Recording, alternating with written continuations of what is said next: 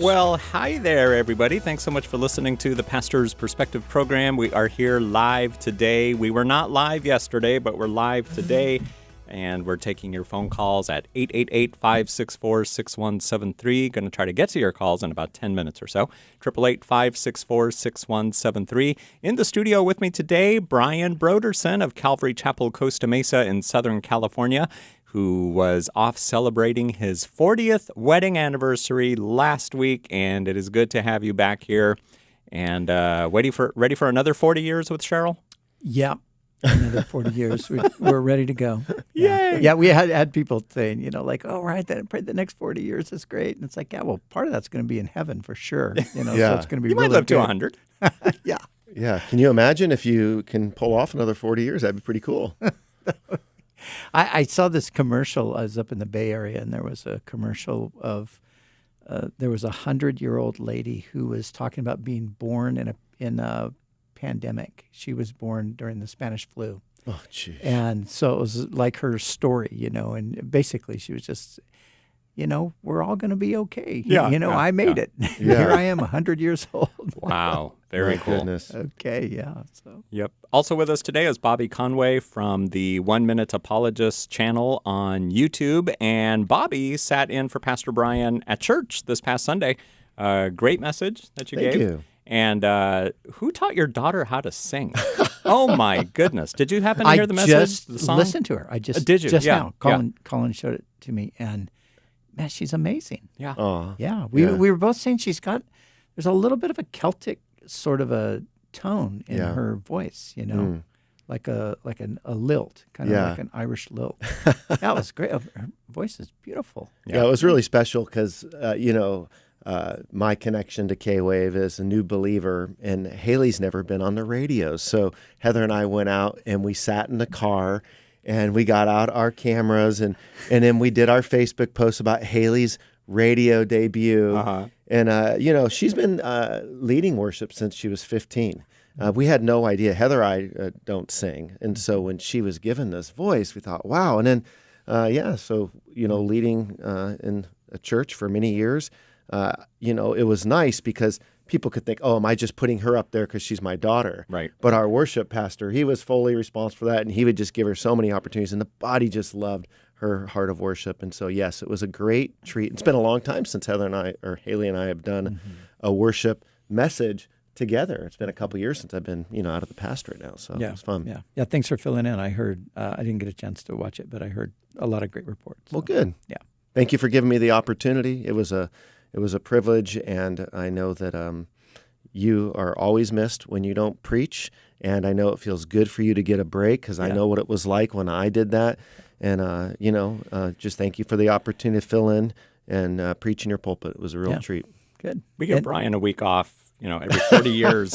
Yeah. Every 40 years for his anniversary. Brian doesn't take a whole lot of time off. Well, even if he wanted to this year, he could. We had such a great time, though. It was super laid back, I mean, this is, your 40th anniversary. That's a pretty big deal. You usually go off somewhere to Hawaii or something, and obviously we're not going to do that during this current situation, but You could have gone to Hawaiian Gardens. we could have. But, we looked at each other and we thought, we're going to go up and hang out with our grandkids. That's what we're going to do. So, we have 6 grandkids. We hung out with 3 of them. Did you practice social distancing with them 6 feet apart? Or? No way. We were slobbering all over each other and climbing and hugging. Can we edit that for radio? We don't want that to get out. But, they are just, of course, every grandparent says this, right? But, I mean, they are just the most amazing kids. Mm-hmm. And so we had so much fun and so much laughter. And they're really bright. They're really bright kids. They're studious. They like to read and play chess and, all of this build stuff and paint. And, they just got all of these. I'm looking at it like, wait, whose kids are these? I mean, how did this happen? Where did this gene come from? But I've just classic example. I'm with my 5-year-old granddaughter. Now she's 5 going on sort of like 19, but she's absolutely this beautiful little thing. And I'm pushing her in a swing in the front yard. And we're talking about this tree, the swing's hanging on a tree. And we're talking about the leaves and the shade and isn't it amazing all the things trees do for you? And she goes, yeah, and they help us breathe because the oxygen, and she's 5 years old. I'm like, Evelyn, how do you know that? Mm-hmm. And her brother is Hudson, but she affectionately calls him Hutsy. She goes, Hutsy told me. Hutsy told me, okay. I'm like, okay, Hutsy, who's 8, is telling you about photosynthesis and all of that kind of stuff. That's pretty amazing. That is very cool. So, Yes, very, very cool. Very, very cool. Also, that church might be reopening soon, although we've got something else to get through first, and that is this Sunday evening, the drive-in this service. Sunday evening, the drive-in church. Yeah, we're going to do another drive-in church. We had so much fun a couple of weeks back. And, church is slowly reopening, but we're going to really, I was just in a meeting, like a 3-hour meeting with our executive team, and we're going to really take our time, and we want to do it right. We want to do it well. So we're not going to rush to it just because they say you can now go back to church with your 100 people. We're going to really, we just want to do it the best way that it can be done for everybody. We want it to be safe. We want it to be all of those things. But we also, this is personal with me. I just, we have a church of a few thousand people. I don't see that opening the church for only 100 people is really that great of a thing to do. I would just soon wait longer and continue the way we're doing it.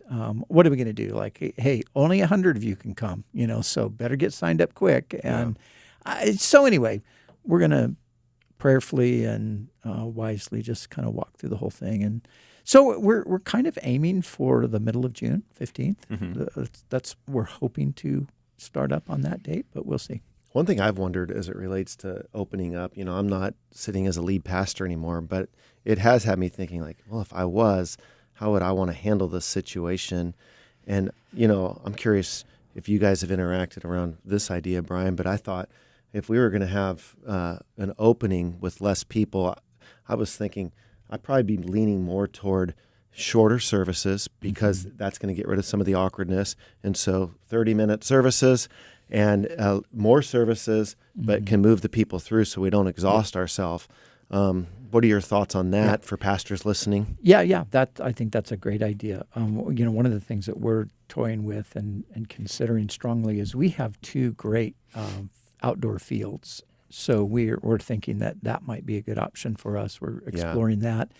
But then, so we literally talked about what you just said. And again, to me, let's just say you could have 100 people at a time.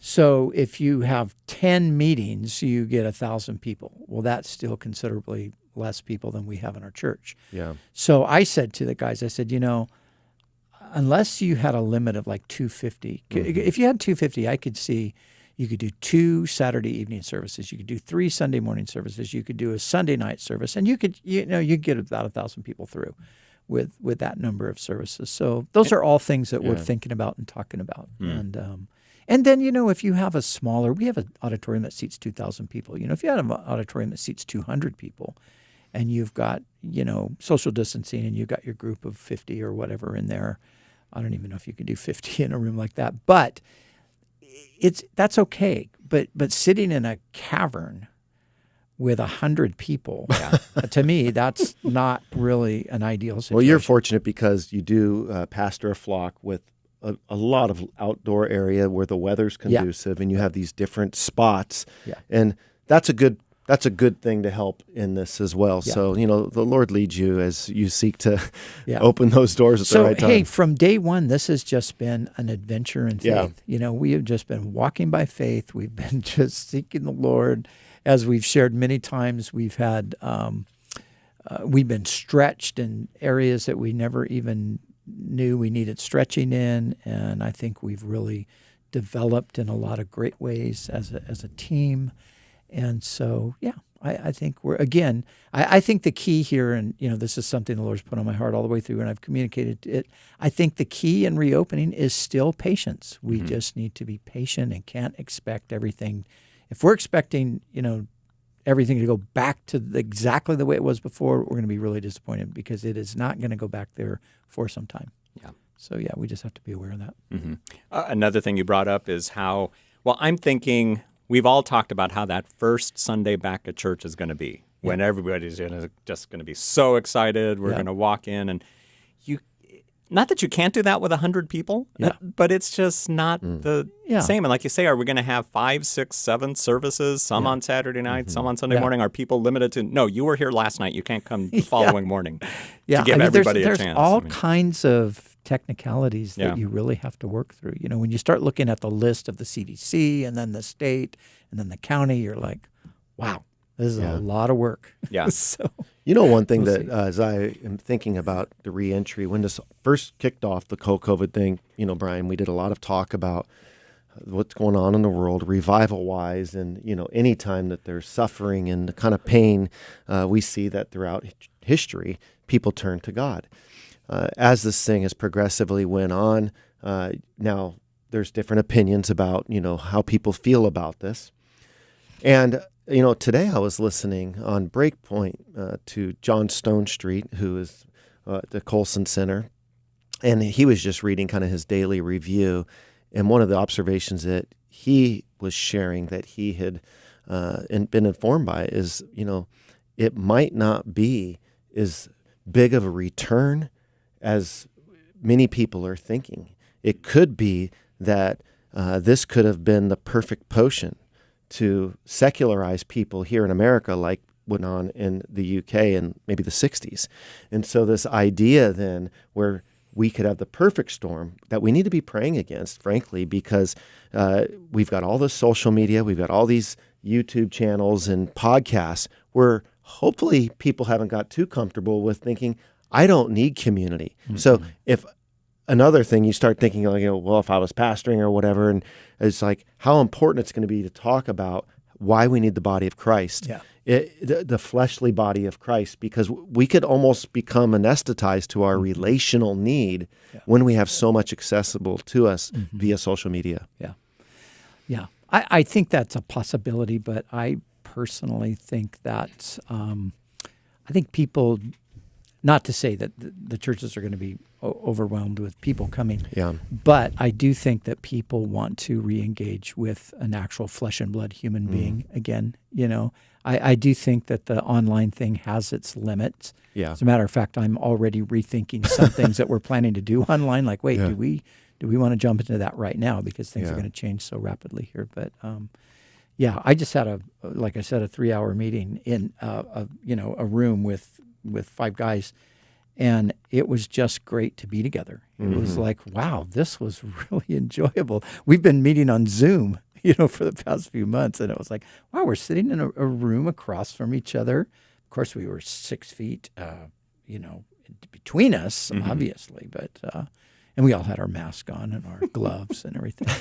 Hazmat suit. Yeah, that's what I was going to say. You know, hey, I hope you're spot on with this. I really do. But I think at the same token, even if that does happen, then we just need to realize that sometimes it can just be a purging in the church too, because those who are really part of the flock and understand what it means to be a part of it are going to come together. And so if that kind of scenario happens, maybe there'll be even a more lively body that the Spirit works with. Yeah, and I'm thinking and hoping and praying and believing that God has, we know He has been, but we're going to see the fruit of it.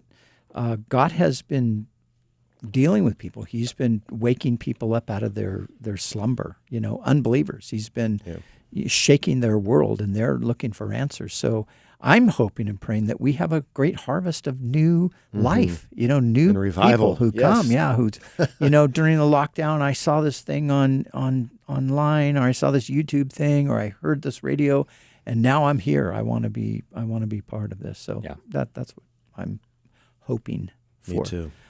Before we go on to our calls, Ravi. So I was gone, right? And Ravi passed. And so that's been a big conversation, in kind of our world. And wow, what a shocker, huh? The swiftness with which that cancer just took him. I wrote a little article. I think it'll be posted tomorrow. And the irony in all of this is on March 3rd, I had met with Ravi's assistant to talk about, to tentatively plan for ministry that we were going to do with Ravi here in Southern California. Ravi had just had his back surgery, but at that point, they did not know he had cancer. And so we had our conversation. We were excited. Sanj is his name. He gave me here, contact Ravi on his personal thing. He really wants to hear from you. And, so all of this went on. And then, boom, a few days later, the cancer diagnosis comes. And then, the thought initially was like, well, good. They discovered that cancer. The first phase, the treatment seemed to be like it's actually, positive. And then they discovered that it had metastasized. They said that there's nothing else we can do. He goes home, and 2 weeks later, he goes to heaven. Yeah. So, wow. Amazing. I mean, we did get the chance to talk about him, and it was nice to have Sean McDowell on as an apologist on that day. Oh, yeah. But K-Wave hasn't heard your voice on this. I mean, how did Ravi impact you? Yeah. Well, Ravi, we developed a friendship over the years. I did 2 or 3 different ministry things with him. I actually got to share a platform with him. We spoke at an event together a few years back. I interviewed him one time, and I think we're going to replay that interview on CalvaryChapel.com here probably tomorrow, connected with my article. But my first encounter with Ravi was through his writing. So I think I read Can Man Live Without God? That was the first book that he wrote that I read. And then, you just automatically connected with this guy. It's like, wow, this guy's amazing, and just his intellect and his ability to tell a story, and of course his accent added to all of that, so. But, the times that I was with Ravi, they were always very, very pleasant. He was very, just a very humble guy, very passionate for the gospel, always asking me, like, how can we partner more? What can we do? I'd love to come. And, we had all of these sort of tentative plans. We were going to do all this stuff. And God had another plan, so. Yeah, it was really hard for me. I never got a chance to meet Ravi, but I was hoping to as well. I mean, the person who does all of his bookings and everything said, hey, we can arrange this. I was at RZIM capturing some videos from his team, but he was out of town, got a chance to meet his son, and he will just be incredibly missed. And I'm so thankful for his humility. And, when we talk about, going through tough times, here's a young man who tried to take his life, literally attempted suicide, and gets saved in the hospital on his bed with a Bible verse that God used powerfully in his life. Yeah. And, how about that? You get double life. You get your physical life spared. You get eternal life given to you. You think you're going to die, and God in his grace reaches down and gives you double life. Yeah. And wow, did he just make the most of it. Yeah, he did. He made the most of it. I listened to, there was Justin Briley did an interview with Amy Orr Ewing, Abdu Murray, and Vince Vitale 2 days after Ravi had passed. So these 3, Ravi's close to a lot of people, but these are part of his inner circle. Absolutely. Those 3 especially. And so they were just reminiscing, telling all kinds of stories. I was driving down from San Francisco, and I was listening to it. It's like, it was so good. It was just so, and to see a man who just, he ran his race well. And, he sure did. He finished the course. He kept the faith.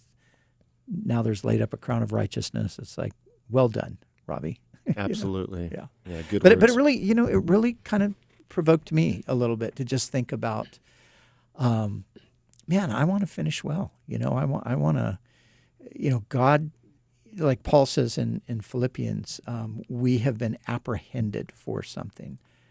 Paul says, I have not yet attained that which I was apprehended for, but this one thing I do, I press toward the goal for the prize of the upward call of God in Christ Jesus. So, and I think, just like Ravi, just like you, Bobby, you, Brian, me, all of us who are believers, we've been apprehended, of course, ultimately to be with the Lord eternally, but in this lifetime, we've been apprehended for a purpose. God has a purpose for our lives.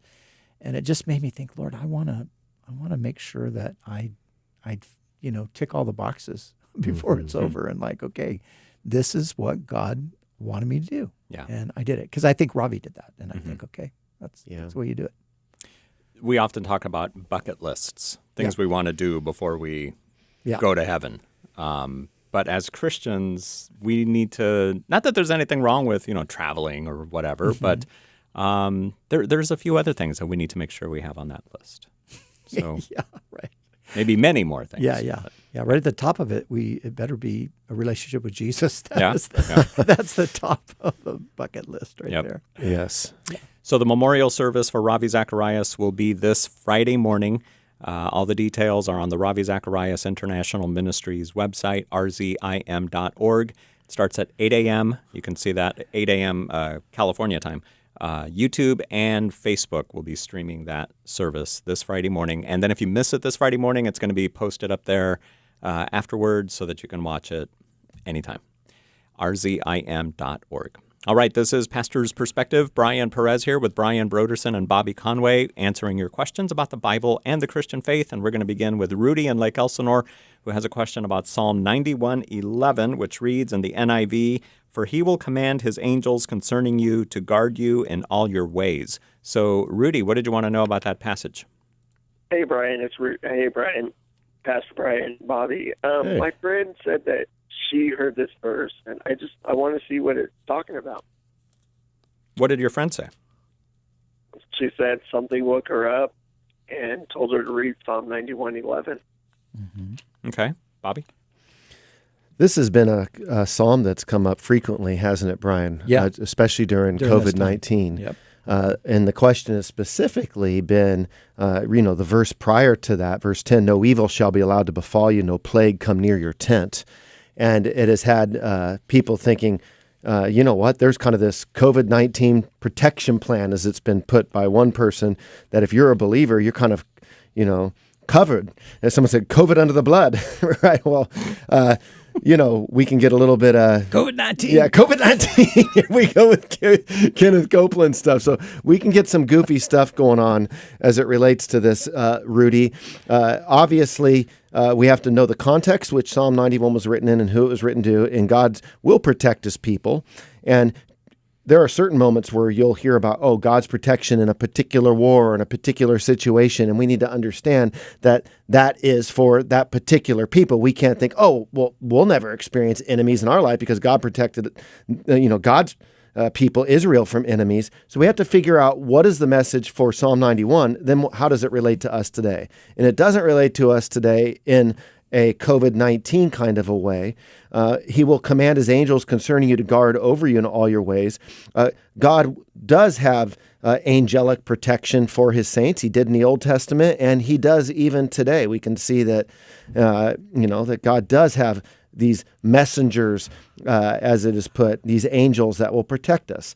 So in this particular passage, it's a beautiful psalm, and it's all about God's protection, that we can take refuge in him, that he will guide his people, that he is faithful, he is trustworthy.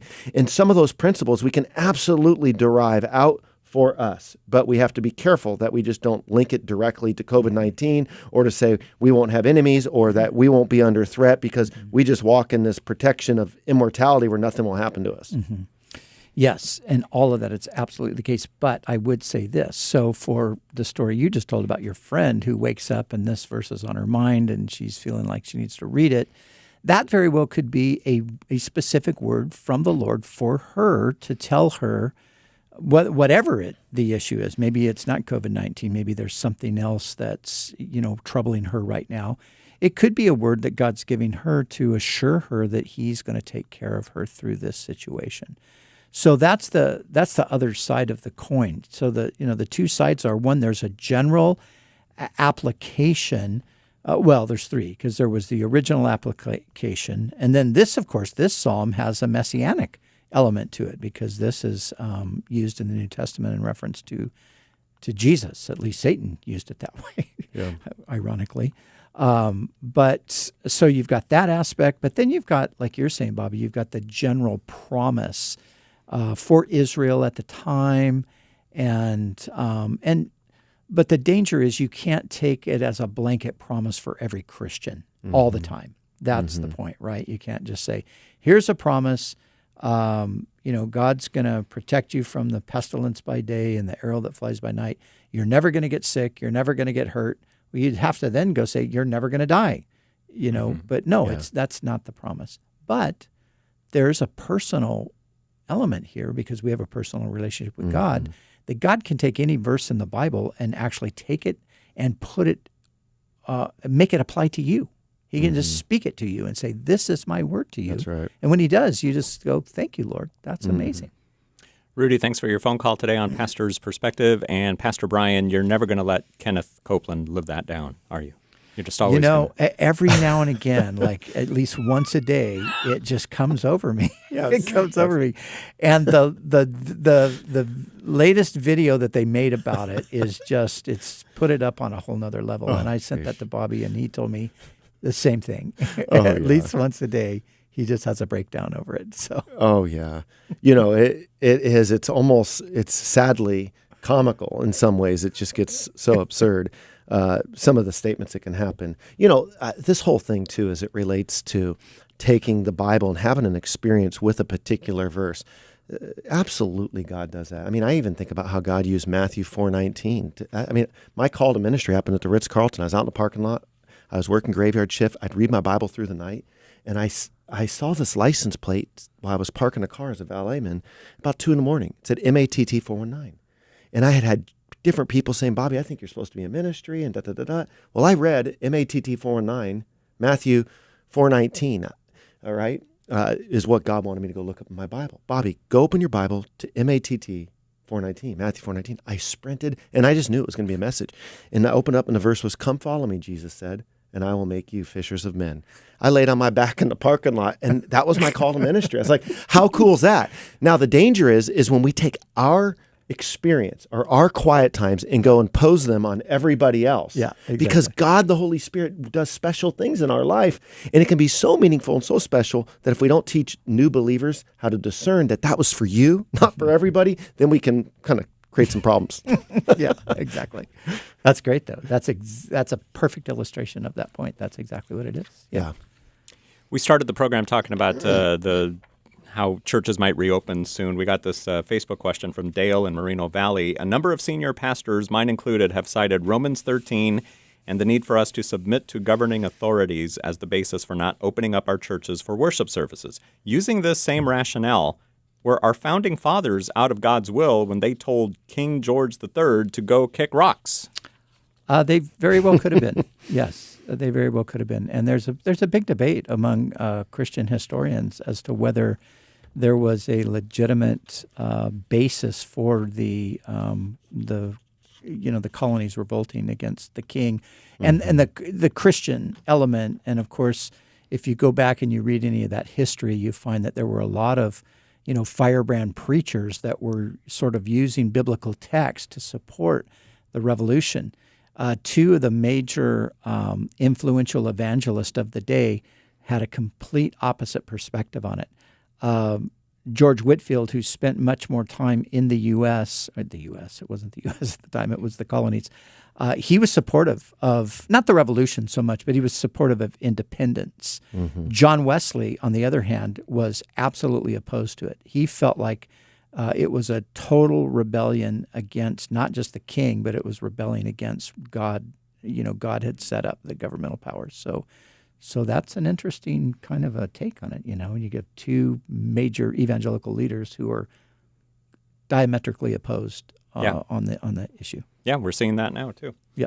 Dale, thanks for sending in your question on Facebook.com/Pastor's Perspective. And I hear the music coming. There it is.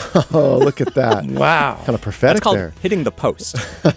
We will be back with more of your questions here on the Pastor's Perspective program. Give us a call, 888-564-6173. That number again is 888-564-6173. 888-564-6173. 888-564-6173. Call now. Operators are standing by. You like that? Okay, don't answer that. Sounds like QVC. Yes. All right, so we are here to answer your calls. Brian Broderson and Bobby Conway in the studio. Hello to our YouTube and Facebook viewers as well. 888-564-6173. Let's do another Facebook question super quick. This one from Kathy and Paul, who write in, why do you think LGBTQ individuals struggle with increased depression and suicide? What do you guys think?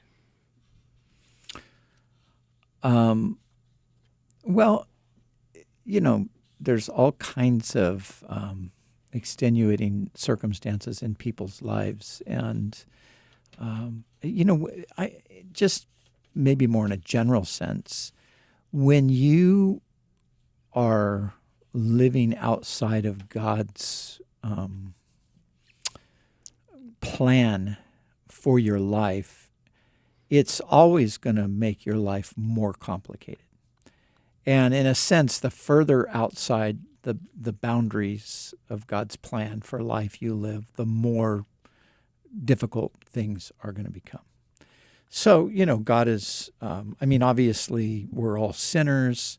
We're all separated from God because of our sin, and we need to be reconciled. We've been reconciled through the work that Jesus has done, but we need to embrace that and receive it and come into the relationship with God. But people that are not even there at this point can still live, sometimes fairly normal and decent lives because they still live within some of the boundaries that God has set. And so, life still functions okay, even though they don't know the Lord or follow the Lord. But like I said, the further you go outside of those boundaries, you start getting yourself out into things that just cause trouble, whether it's drugs or, any kind of addictive type of a thing. It just increases trouble, which increases depression quite often and things like that. So I don't know, there's probably a bunch of things that you could say about it, but that's just one that comes to my mind.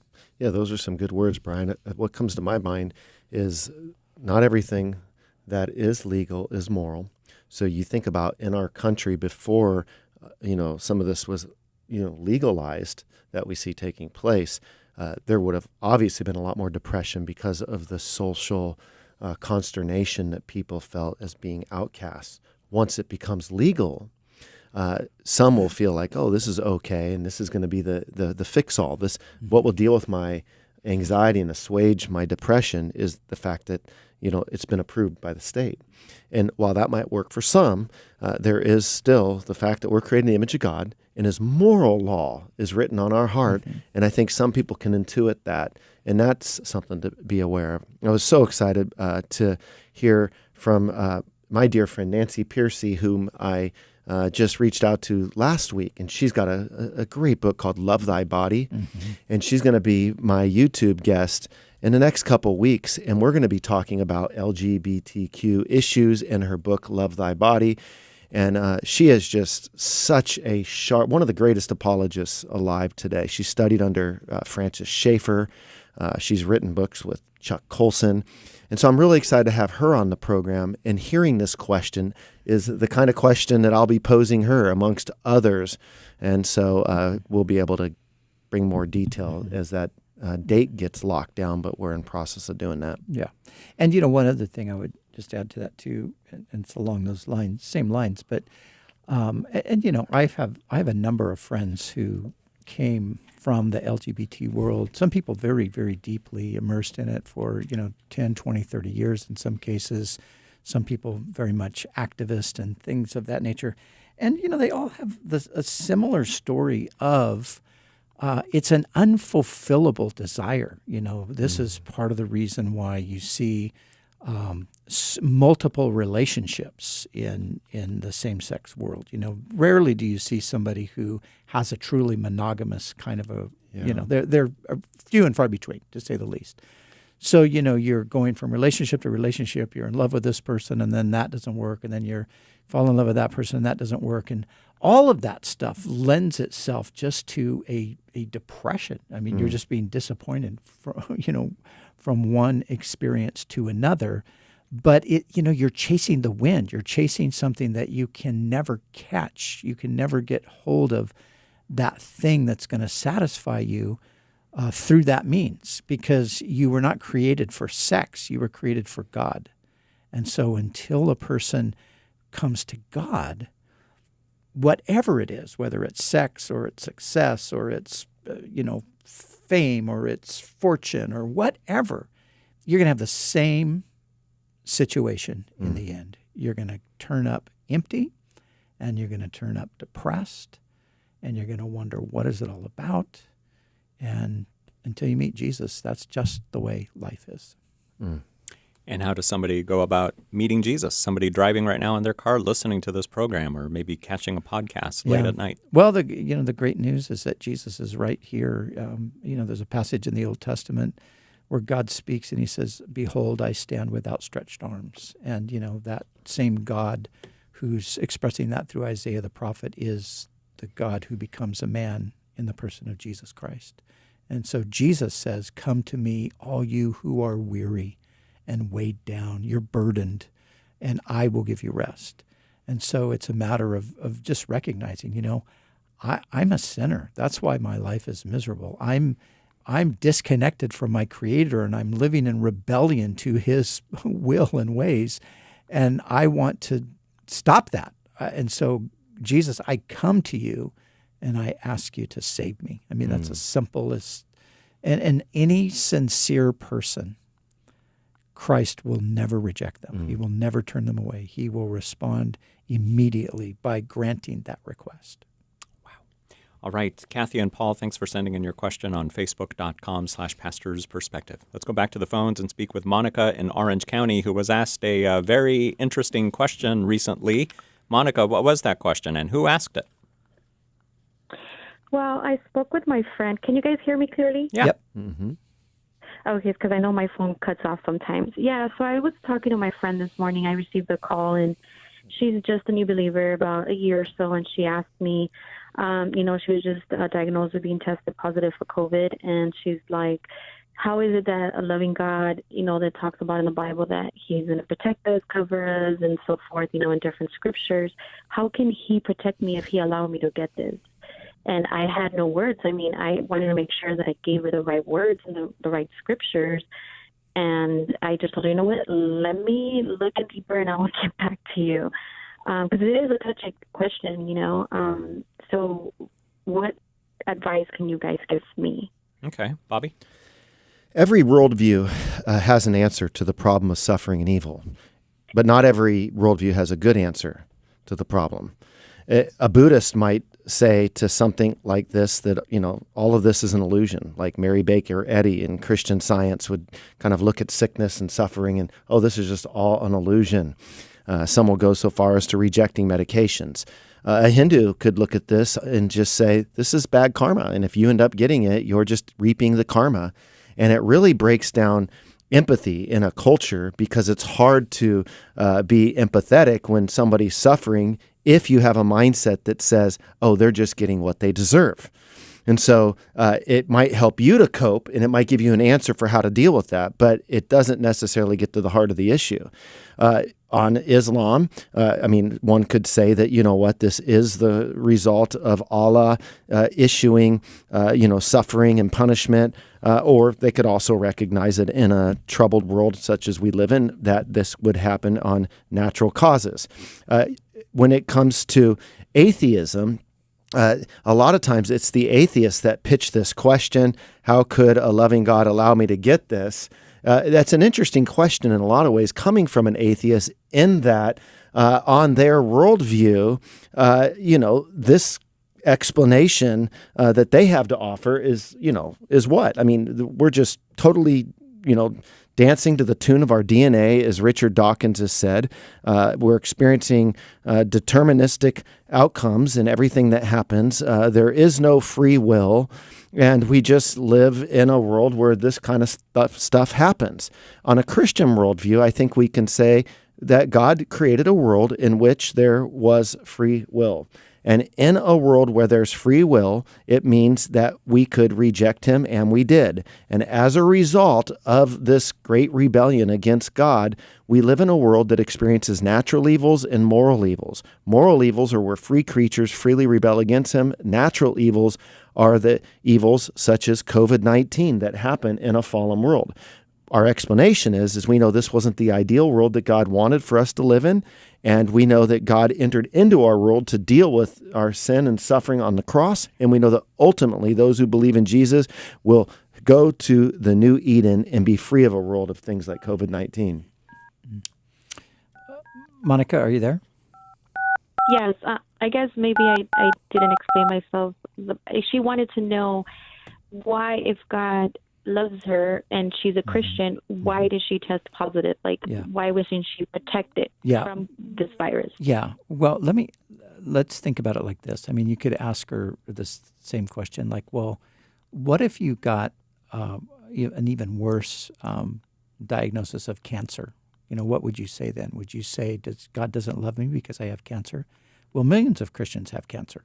Mm-hmm. And that's just the way it is and millions of Christians have diabetes, and millions of Christians have, all kinds of health-related issues. And all Christians are going to die at some point of something. Your friend just needs to understand we live in a fallen world, and that becoming a Christian doesn't exempt us from the effects of the fall. They're still as real to us as they are to anybody else, except we have a God who carries us through things, and sometimes he carries us through right into heaven. We were talking earlier about our friend Ravi Zacharias, who one of the great evangelists of our time, 74 years old. That's still fairly young as the way we think of things today. And the Lord took him to heaven through cancer. Ravi didn't say, God, if you love me, why am I going to die and go to heaven? He said, Lord, I've lived my whole life for you, and I'm so excited about meeting you now, So we have to get the right perspective. Now, I understand your friend is a new Christian, so he doesn't necessarily understand these things. But the simple answer is we live in a fallen world, and Christians get sick, and Christians suffer, and Christians get COVID. I have 10 friends who have had COVID. And they're all fine. They've all recovered. They're all back to normal life.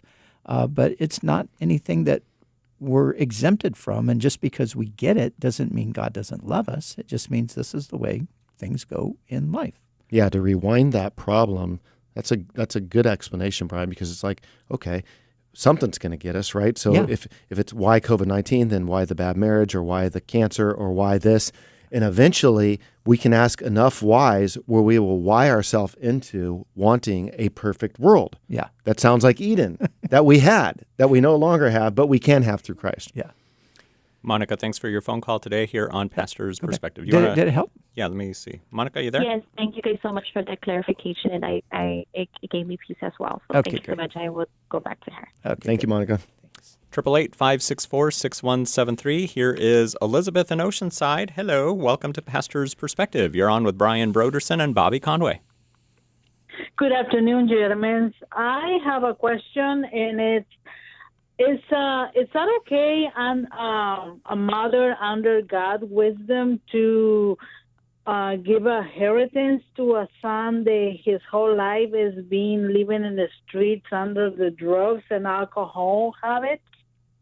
Is this you we're talking about, Elizabeth? Well, not me. It's my brother. But he's harassing our mother to give him his inheritance before she passed because she's very old and then pretty ill right now. Mm-hmm. And I'm getting to the point to get a restraining order over him because to keep him away. But I think it's wrong for a mother to give to a kid money when that person is just destroying themselves with drugs and the alcohol. Yeah, this sounds like a classic prodigal son story. Does your mother want to give him his inheritance or her whatever it is? Yeah. She wants to give him the money. That's $8,000. Yeah. And I think it's a big mistake. Yeah. Well, I personally think you're right. I think it would be a big mistake. Whether or not you can persuade your mother that would be a big mistake is another story. So, I think we would all agree with you. I think anybody thinking would agree that the last thing you want to give to a person that the lifestyle that you just described is a way to feed that lifestyle even further. And so you can be sure that $8,000 would be gone in a matter of days. Yeah. On the drugs and on all of that kind of stuff. So, but sometimes, people do stuff and you can't really stop them from doing it. But if you can persuade your mother, I think that would certainly be the thing to do. Mm-hmm. Bobby, you just taught this weekend on the prodigal son story, and this situation that Elizabeth described is so, I mean, it's almost like she's reading out of the text.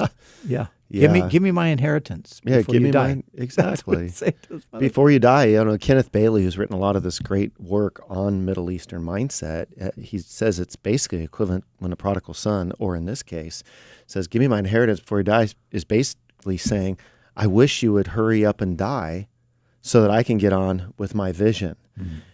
And obviously the prodigal son was in no position, the word prodigal means reckless. He was in no position to handle the wealth. He squandered it. And listen, as an addict or an alcoholic, I get how manipulative a person can be when they're in the throes of addiction.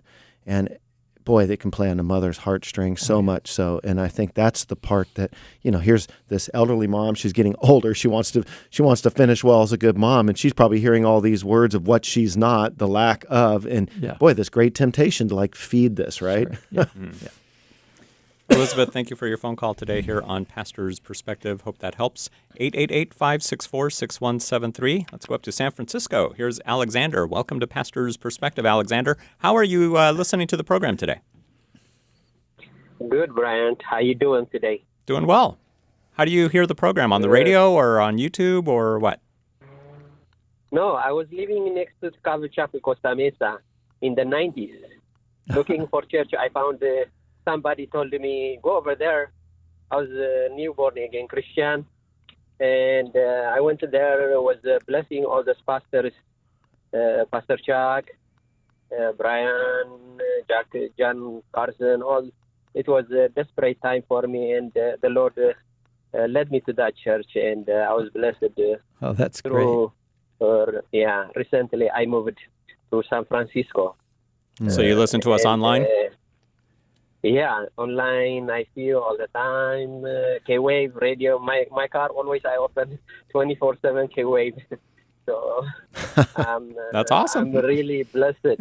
I'm really blessed. Yeah, I'm become very strong Christian. Thanks to God. Oh yeah, that's great. Thank you, Pastor Brian, all of you guys. You're welcome. I have a question today. I think this is a philosophical or a theological argument. I never heard, but I heard someone saying that Jesus Christ is not literally a child of God. He became a child when he was born from Mary. And they continue, he's not a child by adoption. And they continue to say that we are the same like Jesus Christ. Once we become born again Christian, we are identical like Jesus Christ. And for me, it's hard to swallow it. I never come that way. But I had always questioned that in Genesis at the beginning, when the three men that visited Abraham, their authority seems they are equal. Again, also that Jesus mentioned that my Father and I, we are the same. He said in John 14:18, also Jesus said, my Father is greater than I. Yeah. Mm-hmm. So I don't know now. Yeah. Jesus Christ. Yeah. And Well, my last question is also. yeah. I think it's a Pentecostal teaching also. Man is a spirit. That they teach that. How true is that? I believe it's man is not spirit, is spirit. Mm-hmm. That's why Jesus, he asked them, like after his resurrection, eat. He gave them fish and bread. Yep. Yeah. Right. Yeah. Good. Those are good questions and good thoughts. And so, I just think so we're talking about the birth of Jesus, and let's remember that the birth of Jesus was prophesied by Micah in the 5th chapter. And it's a prophecy about the birthplace of the Messiah, which would be Bethlehem, right? But then it tells us something really interesting about the one who is born in Bethlehem. It says, but you, Bethlehem, though you are little among the thousands of Judah, yet out of you shall come forth to me the one who is to be ruler in Israel, whose going forth is from eternity. So we're told that the one born in Bethlehem has an eternal origin. So that means that Jesus didn't just, when he was born of Mary, come into existence. He pre-existed, and he pre-existed eternally. Now, you can't be eternally pre-existent and not be God, because God's the only eternal being that there is. So that right there, you put those two things together and you realize, well, Jesus is God. The three men in Genesis 18, it's clear that two of those men, the two that go to Sodom and Gomorrah, they are messengers, or they are angelic beings. The third person, the one who stays and speaks with Abraham, is the Lord himself. It actually says in the text that Abraham stood before the Lord, Yahweh, and he began to inquire, what if there are 50 righteous people, and what if there are 45, and so forth. It's clearly the Lord that he's talking to there. So they're not three equal persons. They're two messengers that God sends ahead to bring the judgment, but they're distinct from him.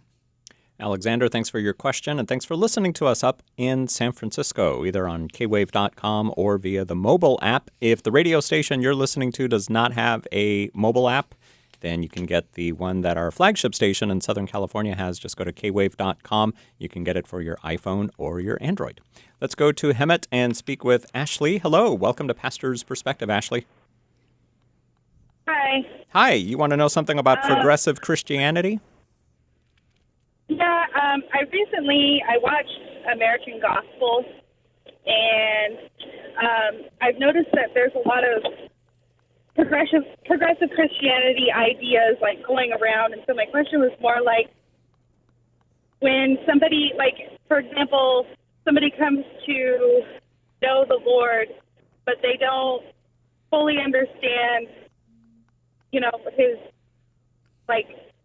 they think it's okay, God, they preach love, just love only, and that it's to be how you want to be. So if they're a homosexual and right. You tell them you can just live as being a homosexual. Yeah. So is that a real conversion, Bobby? I mean, I don't think anybody truly gets converted and then has a real clear understanding typically of all that it's entailed in Christianity, unless you're somebody like C.S. Lewis or somebody that's did a lot of work ahead of time. Most people that get converted, they're looking to have their sins forgiven, they feel guilty, they pray, and then they need a lot of theological education to help them to get discipled. So yes, there are those that get some good discipleship on the front end in the process of evaluating, but by and large, it happens afterwards.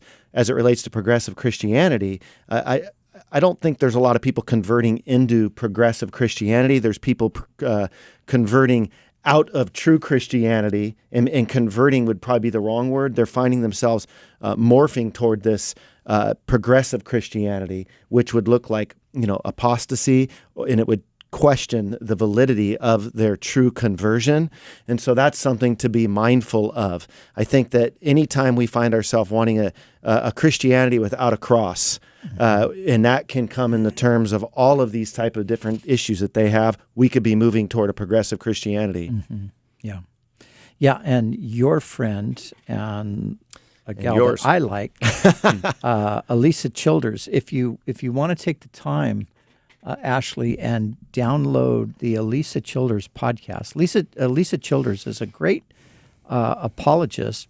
She actually trained under Bobby and others, but her specialty is kind of progressive Christianity because she grew up as a Christian, but then ended up in a progressive Christian church, and it really rocked her world. But it caused her to go back and really research, and she's done a fantastic job. So just go there and listen to some of her stuff. You'll find it really, really excellent. All right, Ashley, thanks for your phone call. And that's all the time we have on today's program. One of these days, we got to do a 7-hour program to get all these questions answered. You guys up for that? Yeah? Yeah. Yes. Really? A marathon, 24 hours. We mean 7. 24. Let's do it. Wow. Okay, you guys heard it from them, the horses' mouths. But not tomorrow. All right, we'll be back tomorrow for 1 hour. Thanks for joining us.